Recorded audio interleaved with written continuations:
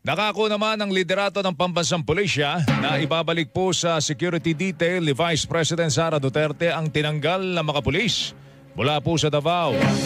Yan ang commitment ni PNP Chief Police General Romel Francisco Marbil nang humarap siya sa Senado at kumprontahin ang mga kaalyado ng mga Duterte na sina Senador Ronald De La Rosa, Senador Bongo at Senador Robin Padilla. Sinabi ho ni De La Rosa na may banta sa buhay ng Vice Presidente dahil sa paglaban sa mga komunista. Ngunit sinabi ni Marbil na sa ginawang threat assessment ng Presidential Security Command na namamahala sa seguridad ng Pangulo at Vice Presidente, lumalabas na wala umanong banta sa buhay ni Duterte. Sabi ko, have to reduce based dun sa recommendation natin na wala po siyang threat. Sa kabila nito, nakiusap si De La Rosa na ibalik na lamang sa security detail ni Vice President Duterte ang mga pulis Davao kahit hindi na ibalik ang lahat ng